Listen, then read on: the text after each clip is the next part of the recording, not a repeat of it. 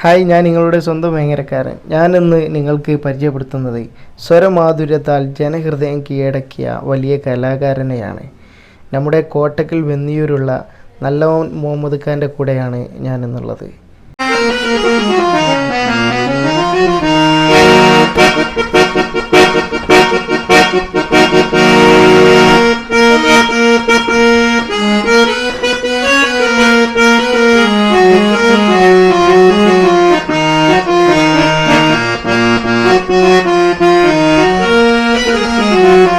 അപ്പൊ നമ്മളിന്നുള്ളത് നമ്മുടെ നല്ല മുഹമ്മദ് കാക്കാന്റെ വീട്ടിലാണ്. അപ്പൊ നമുക്ക് ഇതിപ്പോ എത്ര വർഷം പാടിയിട്ട് ഇങ്ങനെ കഴിഞ്ഞു പോകുന്നുണ്ട്? ഞാൻ കുട്ടിക്കാലത്ത് തന്നെ പാട്ട് പാടും. ഒരു 8-10 വയസ്സിൽ ഹാർമോണിയൊന്നും ഇല്ലാതെ അങ്ങനെ സ്കൂളിൽ മദ്രസിൽ അങ്ങനെ പലയിടത്തും പോയി പാടും. പിന്നെയാണ് ഒരു 18 വയസ്സായ ഇതിൽ 18 വയസ്സ് തുടങ്ങിയിരിക്കണം. മൂത്ത് അങ്ങനെ എൻ്റെ കാരണമല്ലേ ഒരു പെട്ടി വാങ്ങി തന്നു. നല്ലവൻ അവനെയാണ് വിളിക്കല്. അവൻ പിന്നെ കുറെ കാലം ഇവിടെ ഇല്ലായിരുന്നു, ബോംബെയിൽ പോയി നിന്നു. അപ്പൊ ഞാനിങ്ങനെ ടൗണിൽ ചെല്ലും. അപ്പൊ നമ്മളെ നല്ലവന്റെ അനിയൻ നല്ലവൻ മുഹമ്മദ്, അങ്ങനെയാണ് ആ പേര് കിട്ടി. പിന്നെ അങ്ങനെ തിരുരങ്ങാടി നമ്മളെ കെ ടി മുഹമ്മദ് ഖ എ വി മുഹമ്മദ് ഖ, കെ ടി മുഹമ്മദ് കുട്ടി, വലിയ ഗായകരല്ലേ. അപ്പോൾ അവരെ കൂടെ ഒക്കെ പോയി പാടിയിട്ടുണ്ട്. ഒരു കാലത്ത് മിന്നി തിളങ്ങിയ പിന്നെ ആലിക്കുട്ടി ഗുരുക്കള്, TP, ഇങ്ങനെ കുറേ ഉസ്താക്കന്മാരുണ്ട്. കൊച്ചി അബ്ദുക്ക, ആയിഷ റേഡിയോ, അൻവർ ഖാൻ, പിച്ചാമക്ക, ഇങ്ങനത്തെ വലിയ വലിയ ഉസ്താദന്മാരിരുന്ന് കുറേച്ചൊക്കെ പഠിച്ചു പെട്ടി പാട്ടിന്റെ കൂടെ ഇതും കൂടി അങ്ങനെ വന്നു.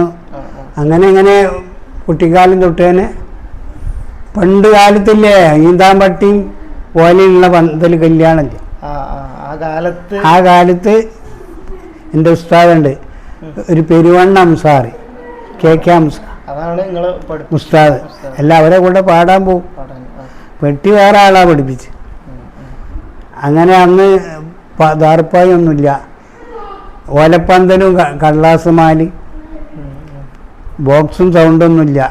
ചാവി എടുക്കണ മറ്റേ പെട്ടിയില്ല, ഗ്രാമോൾ. അതാണ് ആ ഒരു കാലത്ത് തുടങ്ങിക്കണം. അന്ന് പെരുമ്പായി ഏച്ചി അതിൽ ഇല വെട്ടിയിട്ട് ചോറൊന്നായിട്ട് വിളമ്പിയിട്ട് എല്ലാവരും അവനാൻ്റെ അന്നത്തെ കല്യാണത്തിൻ്റെ ഒരു അതാണ്. അങ്ങനെ കുറേ കാലം മുതൽ തുടങ്ങി. ഇപ്പോൾ 70 വയസ്സ് കഴിഞ്ഞ് മഹഫിലിനൊക്കെ പോകാറുണ്ട്. വീടുകളിൽ പൊതുപരിപാടിക്കൊന്നും അങ്ങനെ പോകാറില്ല, അതിന് വയ്യ. അല്ല, ആദ്യത്തെ തിമർത്ത് പാടാൻ വയ്യ റേഞ്ചിലേ. ഇപ്പോൾ ചെറുതായിട്ടൊക്കെ 1-2 പാടും. പിന്നെ നമ്മളെ കുട്ടികൾ പാടും, പാടാൻ കുട്ടികളുണ്ട്.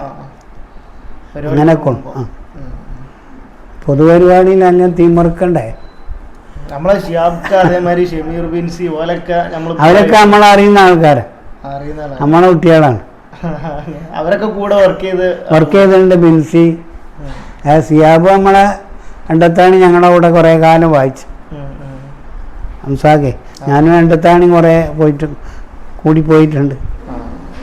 പുതിയ രീതിയിലുള്ള മ്യൂസിക്കും അതിന്റെ ഇൻസ്ട്രുമെന്റും കാര്യങ്ങളൊക്കെ ഇപ്പോൾ ഉള്ളത്. അതൊക്കെ പിന്നെ ഓർഗനും കമ്പോസറും ഒക്കെ അടിച്ചുപൊളിയാണ്. പക്ഷേ സംഗീതം ലയിച്ച് കേൾക്കണമെങ്കിൽ അതിൻ്റെ മെയിൻ ഹാർമണി, തബല, ഒരു ടൈമിങ്ങും മതി. അത് വായിക്കുന്നവരെ അതിൻ്റെ നല്ല അറിയുന്നവരായാലേ അത് മതി. അത് ഗസല്, കവാലി, ഇങ്ങനത്തെ പാട്ടുകൾ മറ്റതൊക്കെ ഈ ഓർഗനും കമ്പോസറൊക്കെ അടിച്ചു പൊളിക്കലാണ്. അത് വേറെ ലൈൻ. ആസ്വദിക്കാൻ ഈ സാധനമാണ് തബലയും ഹാർമോണിയം. അതാണ് പഴയ കാലത്ത്. അതെ, ഇതാണ് ഉമ്മ, തബല വാപ്പയാണ്. ഇതിമെന്നാണ് എല്ലാം പോവാറ്. ഇപ്പോൾ ചോറ് കൊടുന്ന് വെച്ചാൽ പിന്നെ കറി, പിന്നെ മീൻ പൊരിച്ചത്, പപ്പടം പൊരിച്ചത്, ഇതൊക്കെ വെക്കൂലേ ഒരു മട്ടം. അതേമാതിരിയാണ് ഓർഗനും കമ്പോസറും ഗിറ്റാറൊക്കെ. പണ്ട് കാലത്ത് എൻ്റെ ഉസ്താദ് അങ്ങനെ എന്നെ പഠിപ്പിച്ചത്. അതുമാതിരി ഒന്നൊന്ന് കൂടുമ്പോൾ കുറച്ച് പവറുണ്ടാവും. അതിനുള്ള മാറ്റങ്ങൾ പണ്ട് കാലത്ത് പറഞ്ഞ ഒരു പാട്ട് പാടണമെങ്കിൽ ഹാർമോണിയം മതി. അപ്പൊ നമ്മള് ഇന്നുള്ളത് വേറെ എവിടെയല്ല, നമ്മളെ നല്ല മുഹമ്മദ് കാക്കാന്റെ വീട്ടിലാണ്. അപ്പൊ കോട്ടക്കൽ വെന്നിയൂര് നിറഞ്ഞ് സംഗീതം കൊണ്ട് വിരുന്നൊരുക്കിയ കുറേ പൂർവികരായിട്ടുള്ള നമ്മളെ ആളുകളൊക്കെ തൊട്ടടുത്തൊക്കെ ഉണ്ട്. ഇവര് ഒക്കെ തന്നെ ഇവിടെ ഉണ്ട്. കാര്യങ്ങളൊക്കെ നമുക്ക് പഠിക്കാനും അവരുടേതായിട്ടുള്ള രീതിയിലുള്ള ചരിത്രങ്ങൾ നമുക്ക് കേൾക്കാനും. 10-70 വയസ്സായിട്ട് പോലും നമ്മുടെ തൊട്ടടുത്തുള്ള ഏരിയകളിലൊക്കെ തന്നെ ഇപ്പോൾ പാടാനും മറ്റൊക്കെ പോകുന്നുണ്ട്.